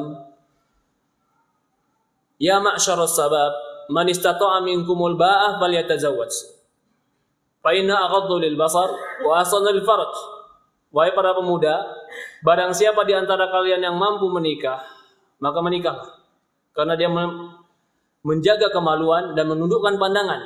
Faman lam yastati, barang siapa yang tidak mampu, fa alaihi bisawm, harus dia puasa. Nikah ini syahwat. Puasa tameng dari syahwat. Jadi tameng syahwat itu adalah amal. Tameng dari syubhat adalah ilmu. Orang yang sering taklim tapi nggak pernah ibadah akan kena syahwat. Orang yang banyak ibadah tapi nggak pernah belajar akan kena syubhat. Orang yang belajar ilmu agama harus mengamalkan ilmu agamanya agar dia nggak kena syahwat dan nggak kena syubhat. Mungkin sebagian kena syubhat udah bisa, dia banyak belajar, banyak ngaji, tapi kena syahwat, wah subhanallah. Jatuh ke dalam syahwat. Bagaimana supaya syahwat tidak jatuh, Ustaz? Ibadah kepada Allah. Minta tolong kepada Allah. Zikir kepada Allah. Kemudian Imam Ibnu Qayyim menyebutkan, ya, hidupnya hati itu merupakan cahaya yang akan menerangi kehidupan manusia. Dan matinya hati itu merupakan kegelapan yang akan mengantarkan kepada kesesatan. Intinya di sini Ibnu Qayyim menceritakan bahwasannya kalau hatimu hidup dengan cahaya ilmu dan amal, maka amalmu akan baik. Tapi kalau hatimu mati, nggak kenal Allah, nggak kenal tujuan hidup, nggak kenal hakikat kehidupan, bahkan disibukkan dengan maksiat dan dosa, maka hidupmu pun akan berantakan. Apa dalilnya? Al-Quran surat Al-An'am ayat 122. Allah Subhanahu wa taala berfirman, "Awaman kana mayyitan fa ahyainahu wa ja'alna lahu nura yamshi bihi fin nas kaman mathalahu fi dhulumati wa laysa bi kharijin minha." Kata Allah Subhanahu wa taala, "Awaman kana mayyitan," apakah orang-orang yang mati, fa ahyainahu, kemudian kami hidupkan dia. Fa ja'alna lahu nura, setelah dihidupkan kami jadikan bagi dia cahaya. Yamshi bihi fin nas, dia berjalan dengan cahaya itu di tengah manusia. Kama mathalahu fi dhulumati laisa bi khariji minha, seperti orang yang berjalan di kegelapan dan tidak bisa keluar dari kegelapan. Di dalam ayat ini Allah menjadikan asal kehidupan dan asal keselamatan itu dua. Yang pertama hidup, yang kedua adalah cahaya. Maka Allah katakan awaman kana mayyitan fa ahyainahu, apakah orang yang mati kemudian kami hidupkan? Sama seperti itu juga hati yang mati yang tadinya tidak tahu kebenaran, hati yang mati yang tadinya tidak tahu, tidak bisa merasakan nikmat dan zikir, hati yang mati yang tadinya tidak tahu tujuan kehidupan, kemudian Allah hidupkan dengan hidayah sehingga dia tahu tujuan kehidupannya. Dia tahu hakikat kehidupannya, berarti telah Allah hidupkan. Setelah dia hidup, apa yang Allah kasihkan? Wa ja'alna lahu nura, kami jadikan bagi dia cahaya. Maka kalau dia punya cahaya, dia hidup dan dia punya cahaya, maka yang hidup, kata Ibnu Qayyim di sini, yang hidup itu pasti bisa mendengar, bisa merasakan, bisa melihat, memiliki kesabaran dan memiliki akhlak-akhlak yang baik. Itulah kehidupan. Adapun yang mati itu tidak bisa mendengar, tidak bisa melihat, tidak bisa melakukan, tidak bisa mengerjakan apa-apa, itulah yang mati. Maka hati yang hidup itu hati yang bisa mendengar, yang bisa melihat, yang bisa merasakan. Apa yang dia dengar? Yang dia dengar adalah kebenaran. Apa yang dia lihat? Yang dia lihat adalah kebenaran. Apa yang dia rasakan? Yang dia rasakan adalah kelezatan keimanan. Maka Allah Subhanahu wa taala menggambarkan ketika di Quran, "Wa man a'rada an dzikri fa inna lahu ma'isyatan dhanka wa nahsuru yaumal qiyamati a'ma." Barang siapa yang berpaling dari zikir, dari peringatan kami akan hidupkan dia dalam keadaan, kami akan jadikan kehidupannya sempit. Wa nahsuru yaumal qiyamati a'ma, dan kami akan kumpulkan di hari kiamat dia akan buta. Dia berkata, "Ya Rabbi, kenapa engkau kumpulkan aku dalam keadaan buta? Waqad kuntu basira, dulu aku di dunia hidup." Apa kata Allah? "Bukankah telah datang ayat-ayat kami kepada kamu dan engkau tidak mengambilnya dan engkau melupakannya? Maka di hari ini engkau dilupakan." Kenapa mereka dijadikan buta oleh Allah? Karena mereka tidak bisa melihat kebenaran. Ya. Bahkan Al-Quran dikatakan, "Lau kunna nasma'u au na'kilu ma kunna fi ashabis sa'ir," kata mereka. Kalau seandainya lau kunna nasma' au na'kil, kalau seandainya kami ini mendengar dan kami ini berakal, ma kunna fi ashabis sa'ir, kami tidak akan menjadi penghuni neraka. Mereka menjadi penghuni neraka. Kata mereka, kalau seandainya dulu kami mendengar, lau kunna nasma' au na'kil, kalau seandainya kami mendengar dan kami berakal. Pertanyaannya, mungkinkah orang yang tidak berakal Allah masukkan neraka? Tidak mungkin. Tapi mengapa mereka katakan ketika mereka dimasukkan neraka, mereka katakan, lau kunna nasma' au na'kil, kalau seandainya dulu kami mendengar dan berakal.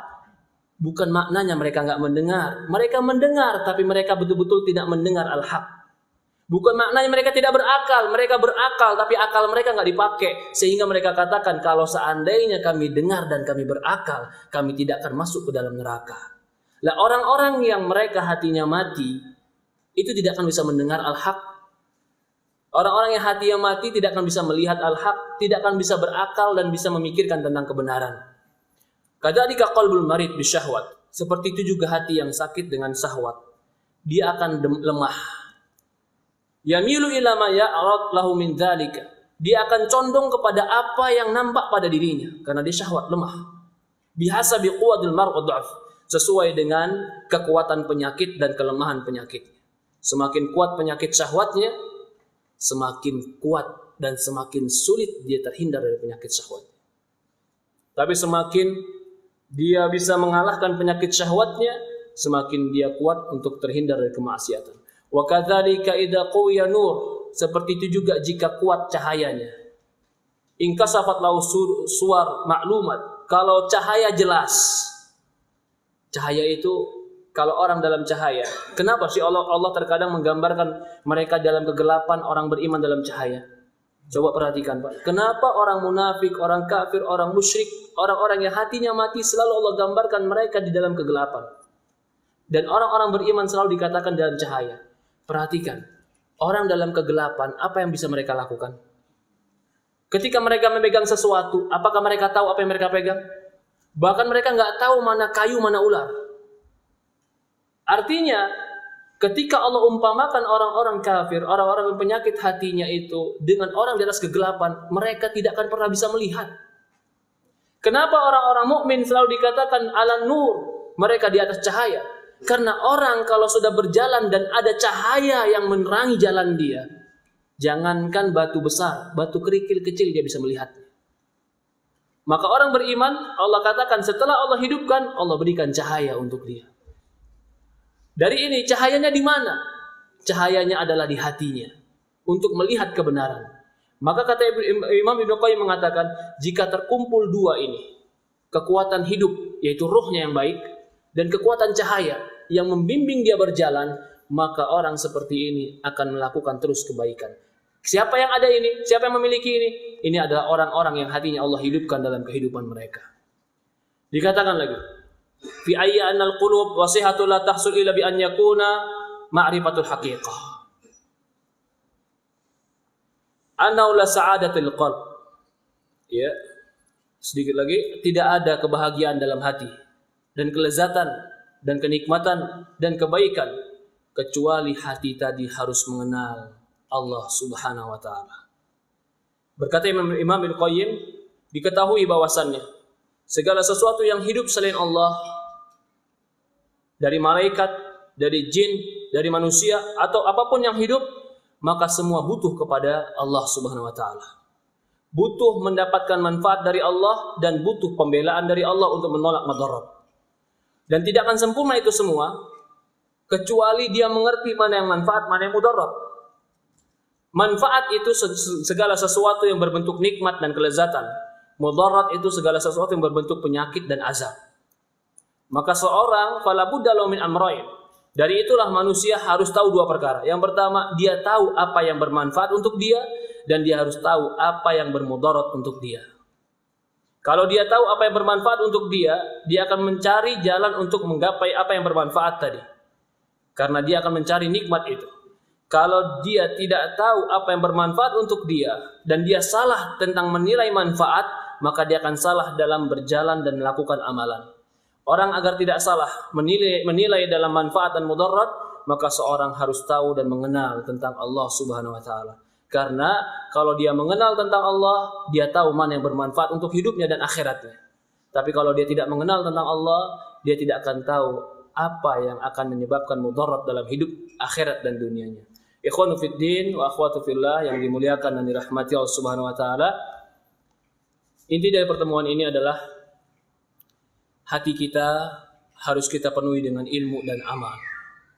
Itulah tameng dari penyakit hati. Ilmu harus diambil daripada ilmu yang benar. Dan amal harus dicontohkan oleh Rasulullah SAW. Kalau dua ini ada pada diri kita, insya Allah hati kita terjaga untuk kepada tujuan yang benar, yaitu Allah Subhanahu wa taala. Tapi kalau dua ini kita tidak memilikinya, maka hati tadi akan menjadi sakit, bahkan hati tadi akan tertipu, bahkan bisa menjadi mati, sehingga tidak bisa menilai mana yang benar, mana yang salah. Allah musta'an. Tinggal 15 menit lagi, mungkin ada pertanyaan, dipersilahkan. Sebelum ada pertanyaan, silahkan Pak. Silahkan Pak. Qadar. Bertanya Pak. Boleh, silahkan. Pertama tentang bagaimana caranya menyelamatkan hati dari bisikan setan. Karena itu sangat sekali. Ya. Bagaimana caranya untuk menghindari itu? Hati dari bisikan setan. Yang kedua, bagaimana kita melihat ada sebuah kejadian di mana kejadian itu seperti kuntilanak itu dipaku jadi orang, jadi manusia itu apa? Dari itu Iya. Yang pertama, bagaimana menyelamatkan hati kita dari bisikan syaitan. Sebenarnya tadi saya sebutkan. Syaitan masuk dari dua arah. Ilmu yang salah dan syahwat. Ilmu yang salah, maka obatnya dengan belajar. Syahwat obatnya dengan ibadah. Tapi syaitan tidak akan suka di tempat yang bersih. Betul tidak, Pak? Syaitan itu suka tempat yang kotor, yang menjijikkan, dan penuh dengan dosa. Maka salah satu sebab seorang itu terkadang gak bisa terhindar dari dosa karena dia belum membersihkan hatinya. Qad aflaha man tazakka wa dzakara asma rabbih fa shalla. Ada orang yang maksiat berat untuk dia meninggalkan maksiat. Dia mau coba lagi meninggalkan maksiat, dia jatuh lagi ke maksiat itu. Dia berusaha lagi, bertekad lagi, tapi jatuh lagi dan terbisikkan lagi. Kenapa? Karena dia belum membersihkan hatinya. Bagaimana membersihkan hatinya? Taubat kepada Allah dengan taubatan nasuha. Setan suka kepada yang kotor, maka hindari kekotoran hati dengan maksiat. Kekotoran hati maksiat itu berarti memberikan peluang kepada syaitan untuk bercokol dalam hati. Syaitan tidak suka sesuatu yang bersih dan suci. Kesucian dan kebersihan itu adalah dengan tauhid dan ibadah kepada Allah. Semakin banyak bertauhid, beribadah kepada Allah, menamai diri dengan zikir, semakin jauh dari syaitan. Itu salah satu sebab juga agar kita terhindar dan dari bisikan-bisikan syaitan. Lalu kalau pertanyaannya bagaimana kalau ada jin? Gimana tadi, Pak? Iya. Kuntil anak dipaku tiba-tiba jadi manusia gitu, Pak. Saya mau tanya, Pak. Saya mau tanya serius ini, saya mau tanya. Kuntilanak adanya di mana sih, Pak? Hah? Enggak. Soalnya kalau udah sampai Amerika jadi Dracula dia. Kalau sampai Cina jadinya vampir. Sampai Indonesia jadi Cimanis Jembatan Ancol. Jadi yang benar nih yang mana sebenarnya? Ketahuilah bahwasannya jin itu nggak bisa kita lihat dengan bentuk aslinya. Maka kenapa setiap daerah punya mitos masing-masing tentang gambaran jin? Beda-beda. Dan dia akan menampakkan sesuai yang menjadi mitos tadi. Gara-gara orang sudah mengatakan sundel bolong, akhirnya dia nunjukin dia seperti sundel bolong. Padahal dia nggak seperti itu. Tapi begitu dia dibawa ke Amerika, jadi vampir, dia beda lagi. Kenapa? Karena dia tidak akan bisa menunjukkan bagaimana bentuk aslinya. Di zaman Rasulullah SAW pernah ada jin, pernah bentuknya anjing. Pernah ada jin bentuknya manusia. Nggak pernah bentuk aslinya mereka. Nggak pernah. Maka kalau ada tiba-tiba bentuk manusia itu semua permainan, Pak. Permainan jin sendiri. Dia merubah-rubah bentuk seolah-olah dia itu banyak, padahal itu juga. Atau seolah-olah dia mengelabui kita dengan pandangan kita, dengan mata kita bahwasannya dia berganti-ganti dengan banyak orang, padahal bukan. Jadi bukan kita nggak percaya dengan jin, wajib bagi kita percaya adanya makhluk halus dan jin, tetapi kita tidak boleh mengkultuskan dan mempercayai bahwasannya jin itu akan memberikan manfaat dan mudarat, nggak boleh. Manfaat dan mudarat dari Allah Subhanahu Wa Taala. Ya, seperti saya katakan tadi, kita punya musuh. Di awal-awal saya katakan kita punya musuh, yang musuh itu melihat kita dan mereka melihat kita dan kita tidak melihat mereka.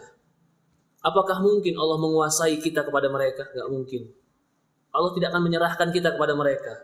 Kalah habis kita kalau mereka bisa melihat kita, kita tidak bisa melihat mereka.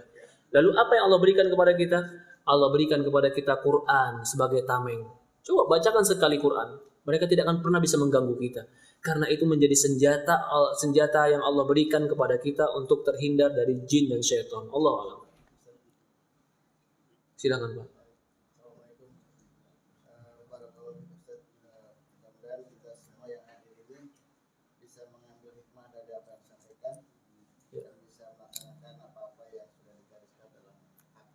Masya Allah, amin. Ada pertanyaan yang ingin bertanya adalah tadi dia banyak disinggung tentang peran setan, Iya. tentang pada berusaha supaya dia tuh berbuat Menyimpang. Seolah ini setan tertuduh saja. Setan tertuduh. Yang kita ambil tanya adalah bagaimana sih peran hawa nafsu itu sendiri? Siap. Karena kalau kita baca itu inna nafsa la amaratun bisu. Inna nafsa la'amaratu bis-su'. Betul. Masya Allah. Seolah-olah setan tertuduh. Jadi dia mau kiamah, ya Allah, bukan aku melakukan, setan yang goda aku, katanya. Apa kata setan? Fala talumuni walumu anfusakum. Jangan salahin aku, salahin kamu sendiri. Siapa suruh mau? Kata setan. Ya kan? Fala talumuni walumu anfusakum. Aku enggak maksa kalian, kalian yang ikuti sendiri. Memang betul. Bahkan terkadang, Pak, ada setan dari jenis manusia yang lebih jahat daripada setan berbentuk jin. Karena ada setan berbentuk manusia.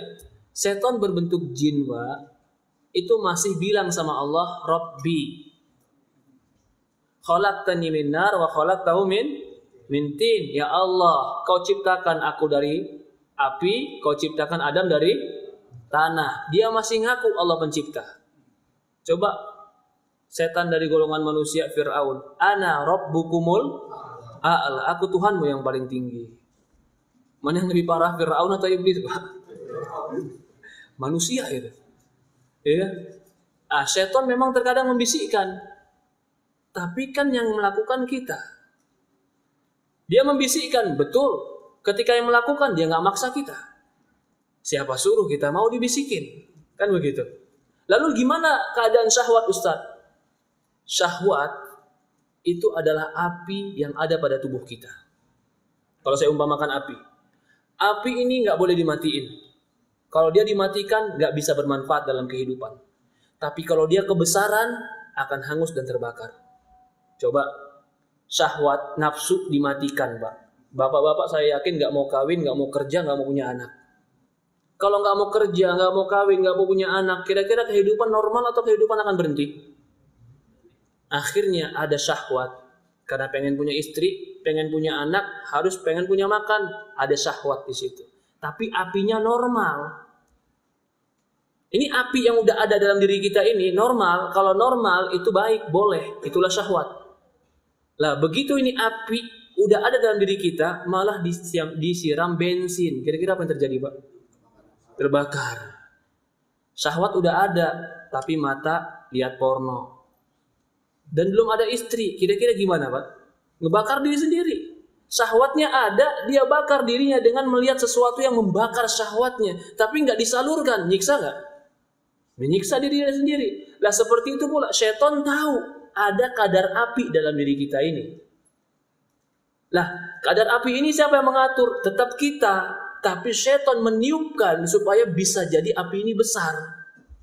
Lah kita yang jaga api ini, jangan sampai besar, jangan sampai mati. Kita yang jaga apinya. Tapi setan mencari kesempatan supaya dia bisa menguasai api ini.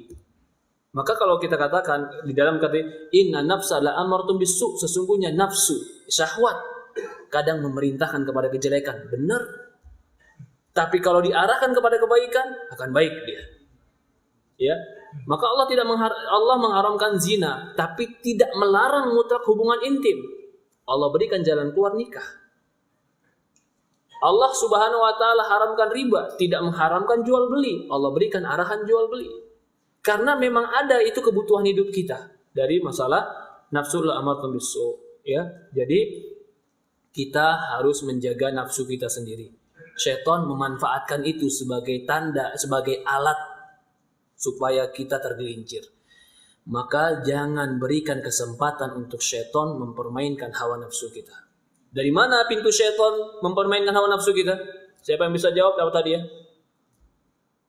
Hawa nafsu tadi di mana, Pak? Hawa nafsu di dada, di hati. Syaitan mempermainkan agar hawa nafsu kita besar. Bagaimana cara syaitan bisa membesarkan itu? Masya Allah. Jazakallah khair, Pak. Dari mata, betul. Dari mata dan telinga. Maka jaga mata, jaga telinga, jaga panca indera. Kenapa dalam Islam nggak boleh menyentuh wanita? Salaman nyentuhnya nggak boleh. Karena itu panca indera yang akan mengantarkan ke dalam hati. Lalu orang bilang, hati kamu aja yang kotor, pegang sedikit masa. Bukan hati yang kotor, itu menunjukkan hati yang masih hidup. Sekarang kalau ada laki-laki salaman sama perempuan dan merasakan kelembutan tangan perempuan, lalu berpikir tentang perempuan, normal atau salah, Pak? Lalu ada laki-laki yang pegang perempuan lembut, dia nggak gerak sama sekali, biasa, dingin. Normal atau nggak normal? Hah? Barit deh, dingin nih orang, dingin nih. Harus dihangetin nih orang. Jadi Islam tutup pintu, jangan seperti itu. Ada perempuan yang buka jilbab, terbuka auratnya, lehernya, bahkan mungkin buah dadanya terlihat atau ukuran terlihat. Lalu laki-laki tergerak. Normal atau nggak normal? Kita nggak bicara boleh atau nggak boleh ya. Yang nggak normal itu adalah orang yang tidak tertarik dengan lawan jenis. Maka itu Islam melarang dengan menundukkan pandangan, melarang dengan mendengar yang haram, melarang dengan menyentuh yang haram, agar tidak terkobar hati api yang ada dalam dada ini.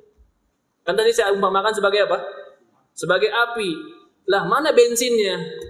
Itulah yang kamu sentuh. Sentuh sedikit bisa kobar nih api. Lihat, dengar. Yang kamu lihat, yang kamu dengar membakar dalam jiwa. Maka itu Islam menjaga agar kita tidak membakar jiwa kita sendiri. Ya, Allah musta'an. Assalamualaikum Ustaz, saya sudah punya 60 tas, tapi masih saja kepengen beli lagi. Sampai jadi pusing kalau nggak beli. Ya subhanallah.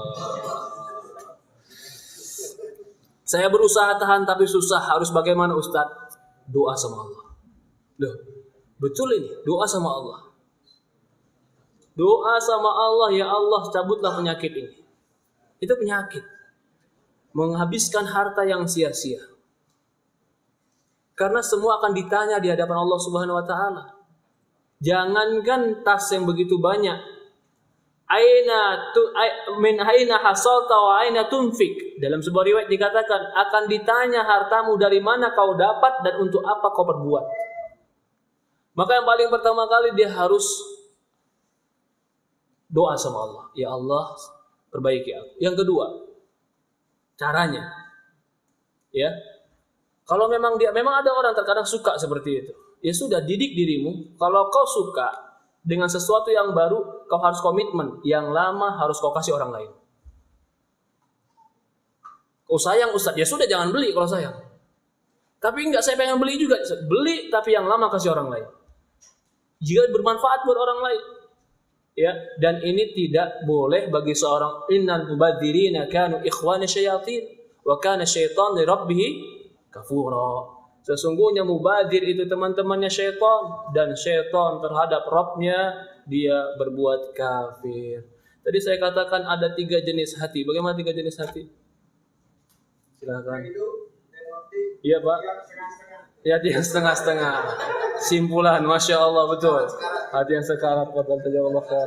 Ini kan yang dibagi kan, betul panitia.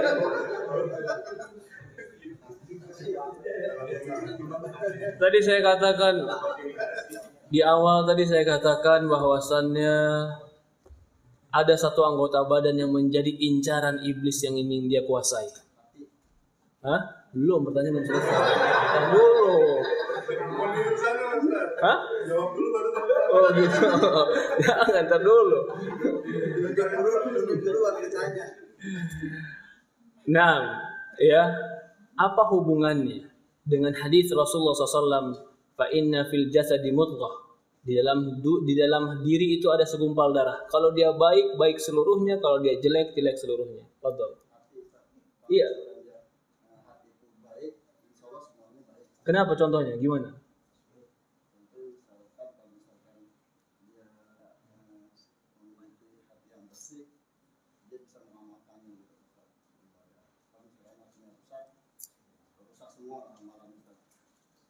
Ada yang bisa lebih menjelaskan kenapa kok segumpal darah itu baik akan baik seluruhnya? Qalbun salim. Lalu ada yang lain Pak Fadol. Kenapa hati kalau dia baik semua baik? Yang ini boleh. Silakan. Hati adalah Raja. Dan di situ tempat keinginan. Ya enggak? Di mana tempat keinginan? Di hati. Kalau keinginannya baik, maka anggota badan akan menjadi baik. Kalau keinginannya jelek, maka anggota badan akan mengikuti keinginan hati. Matuh dia. Kalau hati pengen ini, semua ikutin. Maka itu dikatakan inna fil jasadi mudghah idza saluhat jasadu kullu fa idza fasadat jasadu kullu ala wa hiya qalb. Itu adalah hati. Allah musta'an. Ya Pak, jazakallahu khair. Banyak penyakit-penyakit hati. Sebenarnya banyak sekali penyakit hati, tapi kita tadi simpulkan penyakit hati yang paling besar yang masuk syaitan itu ada dua. Abu Qairah. Syahwat dan subhat. Obatnya? Subhat dengan ilmu. Sahat dengan amal. Masya Allah, jazakallah. Dan ingat, semua manusia akan diuji dengan dua ini. Dengan syahwatnya atau dengan subhatnya. Siapapun pasti dapat ujian ini. Hasiban nasu ayutraku ayyaqulu amanna wa hum la yuftanun. Apakah mereka menyangka hasiban nasu ayutraku, apakah manusia menyangka mereka dibiarkan begitu saja setelah mereka mengucapkan beriman? Wa hum la yuftanun. Mereka sangka mereka enggak diuji. Akan diuji syahwat kita, akan diuji ilmu kita, akan diuji iman kita. Ya Allah alam. Ya Abu Khair, jazakallahu khair. Ya. Tadi saya katakan saya mengambil dari buku apa, Pak? Lupa ya. Fadhal akhi. Iya, Ghasatul Lahfan. Siapa yang nulis? Ibnu Qayyim rahimahullah taala. Jazakallahu khair. Ada pertanyaan ikhwan? Fadhal. Mungkin ada pertanyaan, silakan, Pak.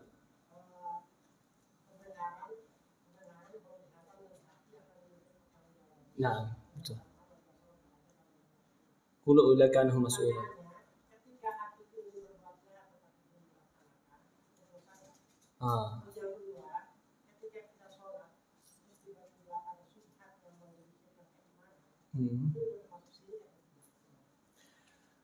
Man hamma bi sayyi'atin falam ya'malha kataba lahu hasanatan kamilah. Kata Rasulullah SAW dalam hadis yang sahih, barang siapa yang berkeinginan kejelekan dalam hatinya, falam ya'malha, tapi dia enggak lakukan, cuman keinginan saja, maka dicatat bagi dia satu kebaikan. Jadi kadang-kadang bisikan setan nih, kita melakukan kejelekan, ada, tapi kita nggak aplikasikan, kita nggak kerjakan, itu jadi pahala buat kita. Karena apa-apa yang terbetik di hati dan tidak diamalkan, itu akan menjadi pahala.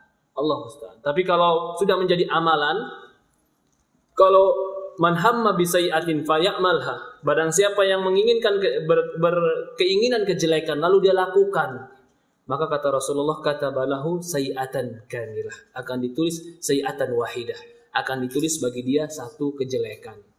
Ya Allah alam. Jadi pertanyaan kedua adalah, ketika dalam sholat terjadi syubhat, apakah kesyirikan? Ya, kalimat syubhat ini besar dan luas sekali, tergantung syubhatnya. Kalau syubhatnya itu kesyirikan, lalu dia tepis, maka dia tidak jatuh kepada kesyirikan. Rasulullah mengajarkan kepada kita. Kata Rasulullah SAW dalam sebuah hadis, fa inna syaitan sayati, akan datang kepadamu nanti orang berkata, siapa yang menciptakan ini? Siapa menciptakan ini dan ini? Maka jawabannya Allah, Allah, Allah. Sampai nanti dia berkata dan bertanya, siapa yang menciptakan Allah? Ini kan syubhat kan? Maka Rasulullah mengatakan, kalau sudah sampai seperti ini, katakan a'udzu billahi minasyaitonir rajim. Aku berlindung pada Allah dari syaitan yang terkutuk. Artinya kalau sampai syubhat itu ada, lalu kita tepis dengan kembali kepada Allah, maka tidak dicatat sebagai dosa. Allah alam. Tapi kalau syubhat itu ada dan kita membenarkannya, meyakininya, mengamininya, maka saat itulah bisa terjadi yang dikatakan dosa. Allah musta'an. Ada pertanyaan lain? Atau kita cukupkan sampai di sini? Ya, sudah jam 11 siang.